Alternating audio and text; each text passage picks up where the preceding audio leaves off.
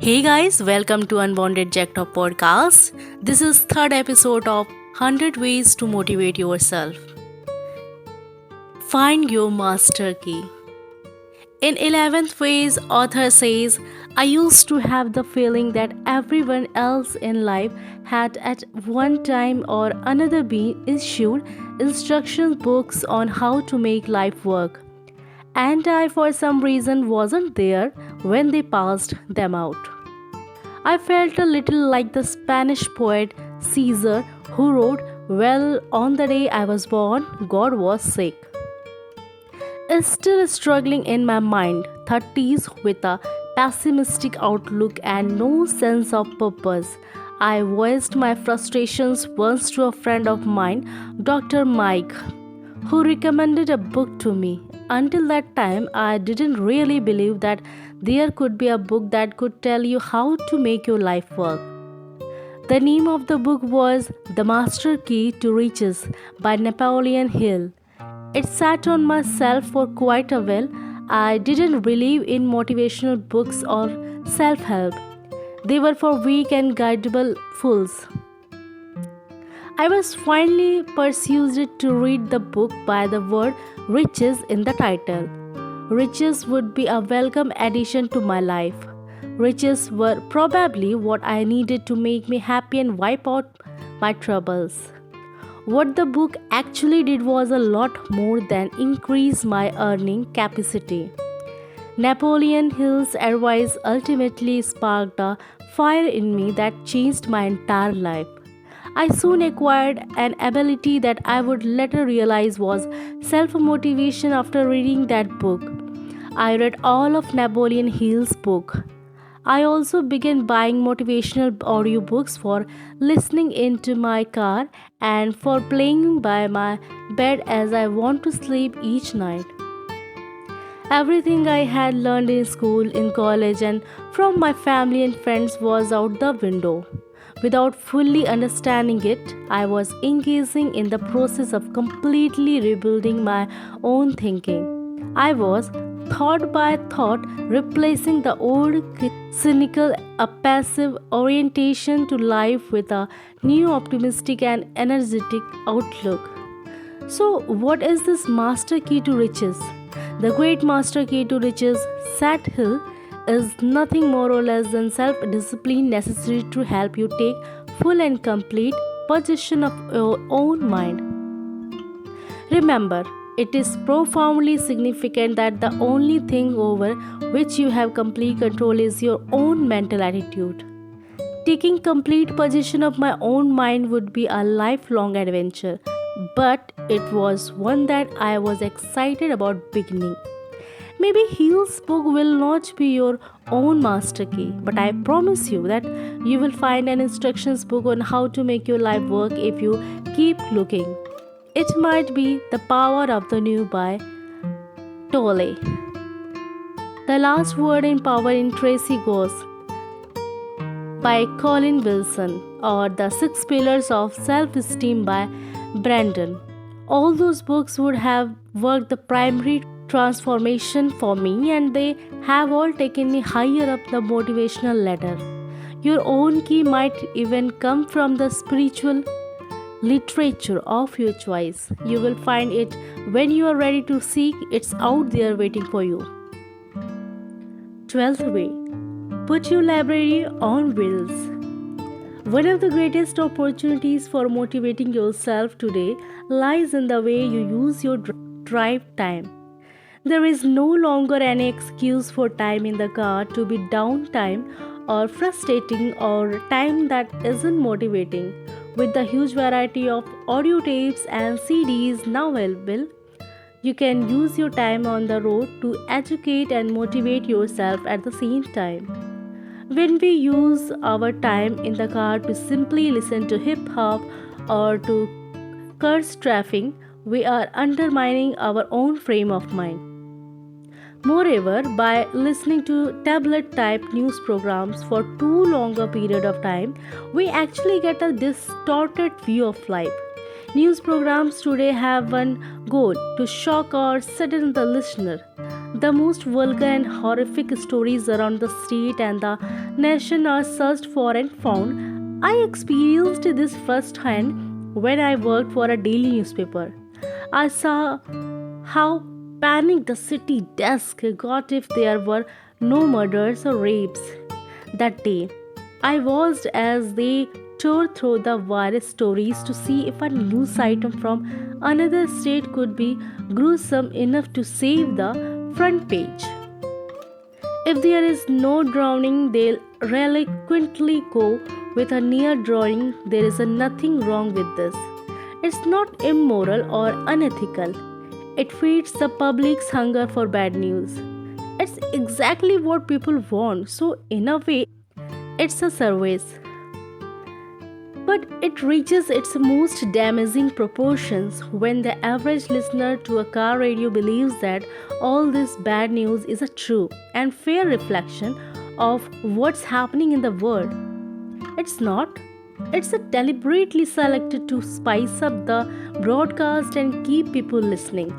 It is designed to horrify because horrified people are a riveted audience and advertise like it that way.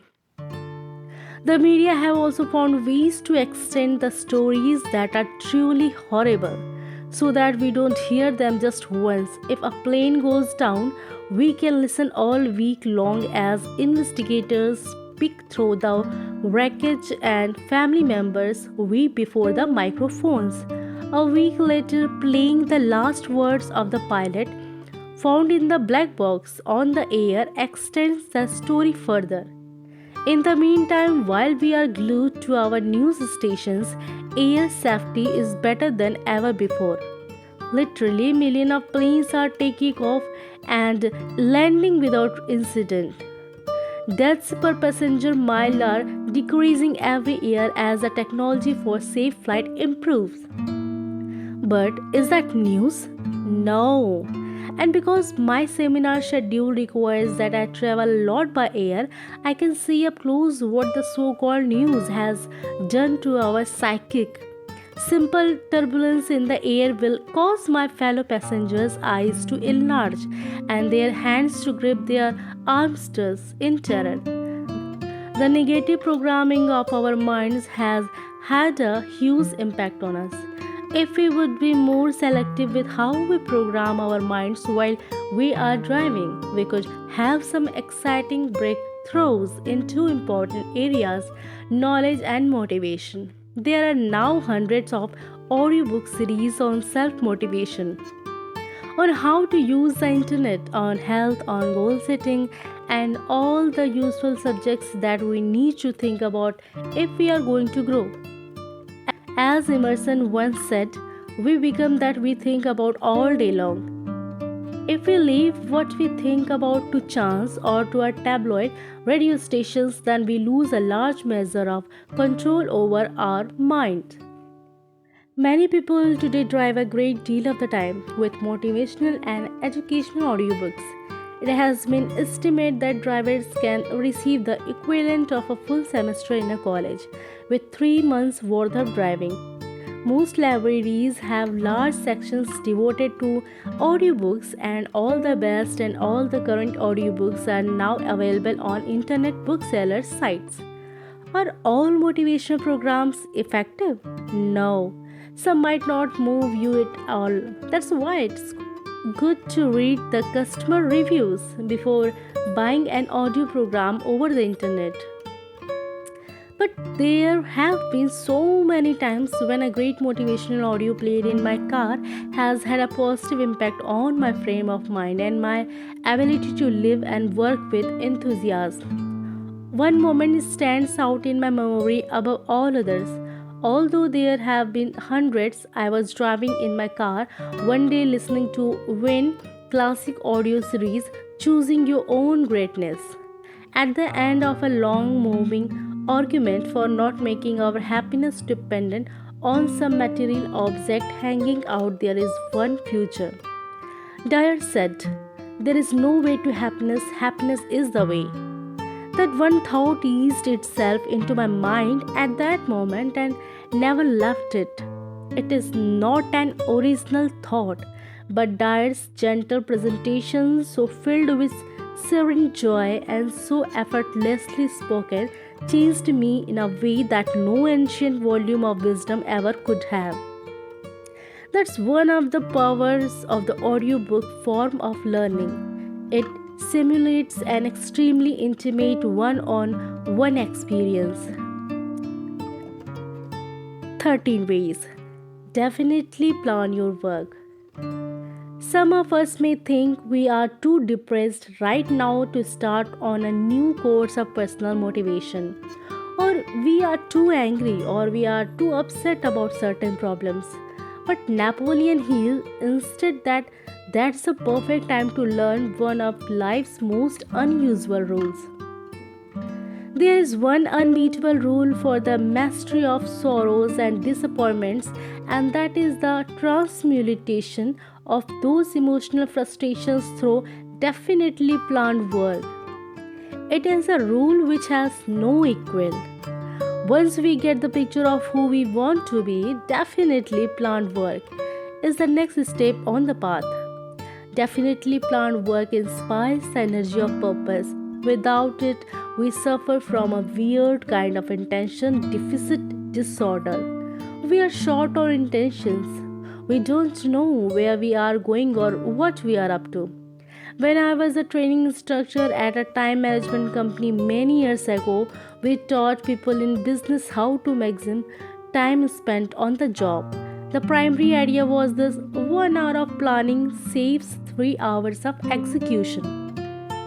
However, most of us don't feel we have time for that hour of planning. We are too busy cleaning up yesterday's problem. We don't yet see that planning would be the most productive hour we spend. Instead, we wander unconsciously into the workplace and react to crises. A carefully planned meeting can take a third of the time that an unplanned free for all takes. A carefully planned day can take a third of the time that an unplanned free for all day takes. My friend Nelson manages a large sales staff at a major radio station. His success in life was moderate until he discovered the principle of definitely planned work. Now he spends 2 hours each weekend on his computer planning this week ahead. It's made all the difference in the world, he said. Not only do I get 3 times the work done, but I feel so in control. The week feels like my week, the work feels like my work, my life feels like my life. It is impossible to work with a definite sense of purpose and be depressed at the same time. Carefully planned work will motivate you to do more and worry less. Fourth ways, bounce your thoughts. If you have ever coached or worked with kids who play basketball, you know that most of the time have a tendency to dribble with only one hand, the one attached to their dominant arm. When you notice a child doing this, you might call him aside and say, Billy, you are dribbling with just one hand and every time, and the defender can easily defend you. When you do that, your options are cut off. You need to dribble with your other hand too, so that he never knows which way you are going to go. At this point, Billy might say, I can't. And you smile and say, what do you mean you can't? And Billy then shows you that when he dribbles with his subdominant hand and arm, the ball is all over the place. So, to his mind, he can't. Billy, you say, it's not that you can't, it's just that you haven't. Then you explain to Billy that his other hand can dribble just as well if he is willing to practice. It's just a matter of logging in a bounces. It's the simple formation of a habit. After enough practice dribbling with his other hand, Billy will learn you were right. The same principle is true for reprogramming our own dominant habits of thinking. If our dominant thought habit is pessimistic, all we have to do is dribble with the other hand. Think optimistic thoughts more and more often until it feels natural. If someone had asked me before I started my journey to self motivation that began with Napoleon Hill, why I didn't try to be more goal oriented and optimistic, I would have said, I can't, it's just not me, I wouldn't know how. But it would have been more accurate for me to just say, I haven't. Thinking is just like bouncing the basketball. On the one hand, I can think pessimistically and build that side of me up. On the other hand, I can think optimistically one thought at a time and build that habit up. Self motivation is all a matter of how much you in control you want to be. I read somewhere that we humans have up to 45,000 thoughts a day. I can't vouch for the accuracy of that figure, especially because I know some people who seem to have no more than 9 or 10. However, if it is true that we have 45,000 thoughts, then you can see how patient we have to be about turning a pessimistic thought habit around. The overall pattern wouldn't change after just a few positive bounces of the brain. If you are pessimistic, your biocomputer has really been programmed heavily in that direction. But it doesn't take long before a new pattern can emerge. As a former pessimist myself, I can tell you it really happens, however slowly but surely. You do change one thought at a time. If you can bounce it one way, you can bounce it to the other. 15 ways light your lazy dynamite. Henry Ford used to point out to his colleagues that there wasn't any job that couldn't be handled if they were willing to break it down into little pieces. And when you have broken a job down, remember to allow yourself some slow motion in beginning the first piece. Just take it slow and easy because it isn't important how fast you are doing it. What's important is that you are doing it. Most of our hardest jobs never seems to get done. The mere thought of doing the whole job at a high energy level is frequently too off-putting to allow motivation to occur. But a good way to ease yourself into that motivation is to act as if you were the laziest person on the planet.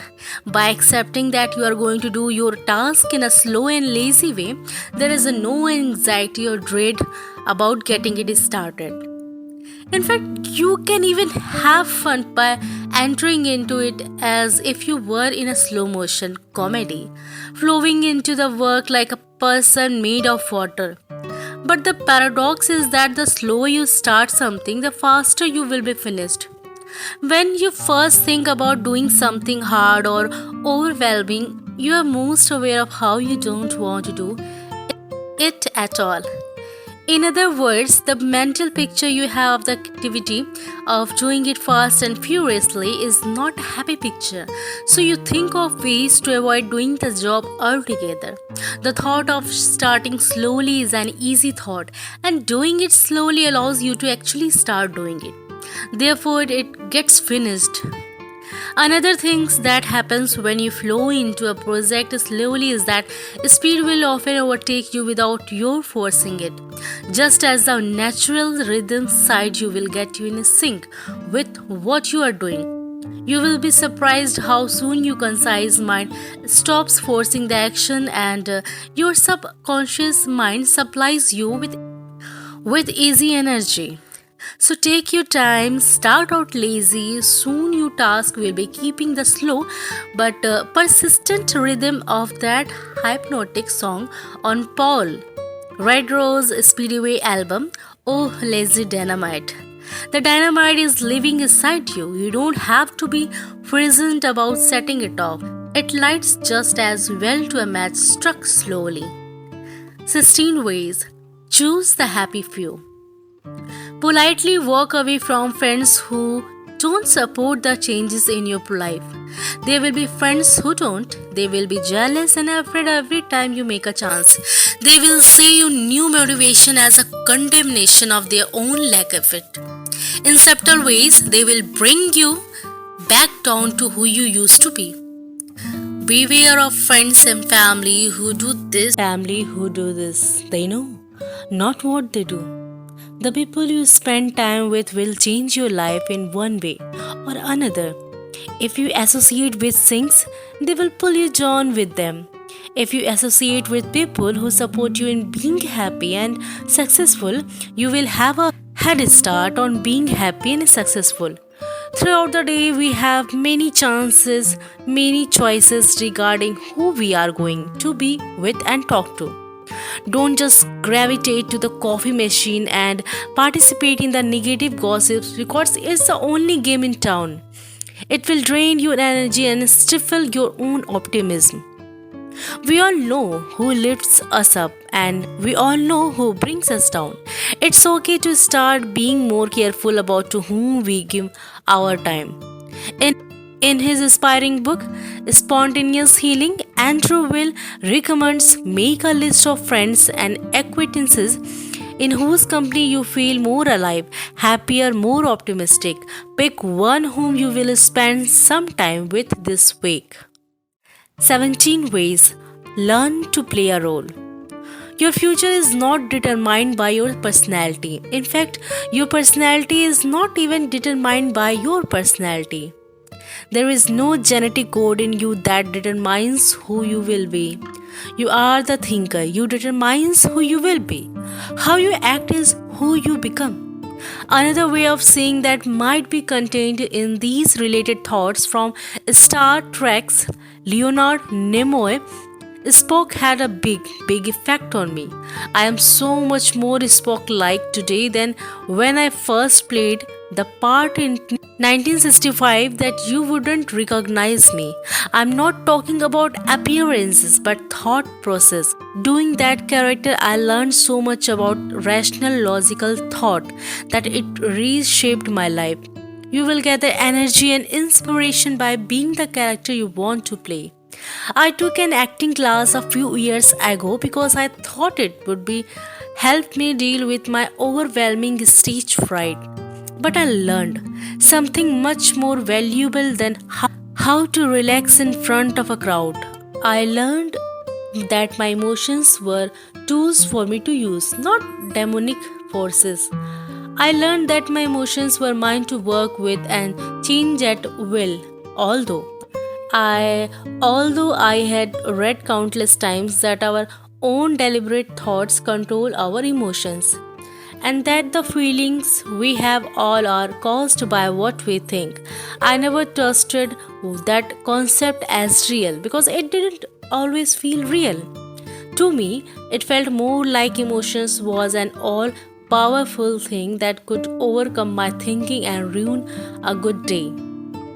It took a great acting teacher, Judy Rawlings, and my own long struggles with performing difficult scenes to show me that my emotions really could be under the complete control of my mind.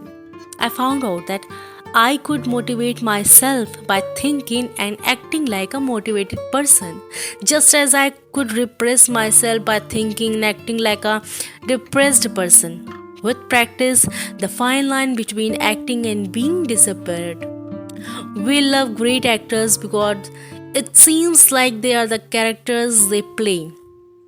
Poor actors are those who can't be their part and therefore don't convenience us of their character's reality. We hoot at those people. We call it bad acting. Yet we don't realize that we ourselves miss the opportunities in life when we can't be the person we want to be. It doesn't take authentic circumstances to be who you want to be, it just takes rehearsals. 18 ways. Don't just do something, sit there. For a long time, all by yourself, sit quietly, absolutely alone, completely relax. Don't allow the television or music to be on. Just be with yourself. Watch for what happens. Feel your sense of belonging to the silence. Observe insights starting to appear. Observe your relationships with yourself starting to get better and softer and more comfortable. Sitting quietly allows you to dream life to give you hints and flashes of motivation. In this information rich, interactive, civilized life today, you are either living your dream or living someone else's. And unless you give your own dream the time and space it needs to formulate itself, you will spend the better part of your life simply helping others make their dreams come true. All of man's trouble, said Blaise Pascal, stem from his inability to sit alone quietly in a room for any length of time. Notice, sometimes in my seminars on motivation, a person will ask me, why is it that I get my best ideas when I'm in the shower? I usually ask the person, when else during your day are you alone with yourself without any distractions? If the person is honest, the answer is never. Great ideas come to us in the shower when it's the only time in the day when we are completely alone. No television, no movies, no traffic, no radio, no family, no talkative pets, nothing to distract our mind from conversing with itself. Thinking, said Plato, is the soul talking to itself. People worry they will die of boredom or fear if they are alone for any length of time. Other people have become so distraction addicted that they would consider sitting alone by themselves like being in a sensory deprivation tank. The truth is that the only real motivation we ever experience is self motivation that comes from within. And being alone with ourselves will always gives us motivating ideas if we stay with the process long enough. The best way to truly understand the word is to remove yourself from it. Psychic entropy, the seesaw mood swing between boredom and anxiety, occurs when you allow yourself to become confused by massive input. By being perpetually busy, glued to your cell phone out in the world all day with no time to reflect, you will guarantee yourself an eventual overwhelming sense of the cure is simple and painless. The process is uncomplicated. You do not need to leave your room, said Franz Kafka. Remain sitting at your table and listen. Do not even listen, simply wait. Do not even wait, be quiet, still, and so lightly. The world will freely offer itself to you to be unmasked. It has no choice. It will roll in ecstasy at your feet. In other words, don't just do something, sit there. 19 ways. Use your brain chemicals. There are drugs that you can use to motivate yourself with, and I'm not talking about amphetamine or crack. Instead, you can get into those energizing chemicals in your system that get activated when you laugh, or sing, or dance, or run, or hug someone. When you are having fun, your body chemistry changes and you get new biochemical surges of motivation and energy. And there is not anything you do that can't be transformed into something interesting and uplifting. Victor has written startling accounts of his life in the Nazi concentration camps and how some prisoners created new universe inside them. Truly imaginative people can access their inner chemical creativity in the loneliness of a prisoner cell. Don't keep trying to go outside yourself searching for something that's fun. It's not out there anywhere, it's inside. The opportunity for fun is in your energy system, your energy of heart and mind. That's where you will find it. Pro Football Hall of Famer Fran recommends looking at any task you do as fun. If it's not fun, he says, you're not doing it right. People who get high on marijuana often find they can laugh at anything. The problem with them is that they think this kind of fun is inherent in the marijuana. It's not. The capacity for fun was already there inside of them. The marijuana just artificially opened them up to it. But the physical and psychological price paid for such a drugged opening is not worth the high. The price drug users pays this. Their self-esteem suffers because they didn't create the fun they had. They thought that drugs did it for them. So they keep shrinking the more they use into greater paranoia and self-digest. Soon they'll just to feel normal. William, a former drug addict and author of Naked Lunch, discovered something that was very interesting and bitterly amusing to him after finally recovering from his addictions. There is not any feeling you can get on drugs, he said, that you can't get without drugs. Make a commitment to yourself to find the natural highs you need to stay motivated. Start by finding out what it does to your mood and energy to laugh, to sing, to dance, to walk, to run, to hug someone, or to get something done. Then support your experiments by telling yourself that you are not interested in doing anything that isn't fun. If you can't immediately see the fun in something, find a way to create it. Once you have made a task fun, you have solved the problem of self-motivations. 20 ways. Leave high school forever. Most of us feel like we have been left stranded in high school forever. Like something happened there that we have never shaken off. Before high school, in our earlier and more carefree childhoods, we were creative dreamers filled with a boundless sense of energy and wonder. But in high school, something got turned around for the first time in our lives, fearing what other people were thinking of us. All of a sudden, our mission in life became not to be embarrassed.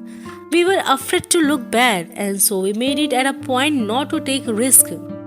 I'll never forget something that happened to my friend Richard in high school. Richard and I were walking home from school one day, and all of a sudden, he stopped in his tracks, his face frozen with horror. I looked at him and asked what was wrong. I thought he was about to suffer some kind of seizure. He then pointed down at his pants and wordlessly showed me where his belt had missed a loop. I spent the whole day like this, he finally said. It was impossible for him to measure what everybody thought of him as they passed him in the halls. Perhaps seeing the belt has missed a loop. The damage to his reputation was probably beyond repair. That was high school. Today, when I give my seminars on motivation, I love the periods when I take questions from the audience. But many times I can see the painfully adolescent looks of self-conscious on people's face when they ponder the risk of asking a question in front of the group. This habit of worrying more about what others think of our thoughts than we do about our own thinking usually begins in high school, but it can last a lifetime. It is time to be aware of what we are doing and once again leave high school. It's time to reach back to those pre-high school days of innocent creativity and social fearlessness and draw on that former self. By the way, I finally came up with a way to deal with the moments of silence that fill a seminar room when I ask for a question. I go to the board and make 5 circles. Then I tell the audience that I used to say in my classes. If there are no questions at this point, we will take a break. People always want to take a break, so there was not much incentive for asking questions. But questions are the most fun part of a seminar for me. So I came up with this game. After 5 questions, we take a break. Now I find people in the audience urging people around them to join in asking questions so we can take our break sooner. Although it's an amusing artificial way to jumpstart the dialogue I am looking for, what it really does is take the pressure off. It takes the participants out of high school. Most people don't realize how easily they can create the social fearlessness they want to have. Instead, they live like they are still teenagers, reacting to the imagined judgments of other people. They end up designing their lives based on what other people might be thinking about them. A life designed by a teenage isn't fun, but you can leave that mindset behind. You can motivate yourself by yourself without depending on the opinions of others. All it takes is a simple question. As Emerson asked, why should the way I feel depend on the thoughts in someone else's head? So that is for today, guys.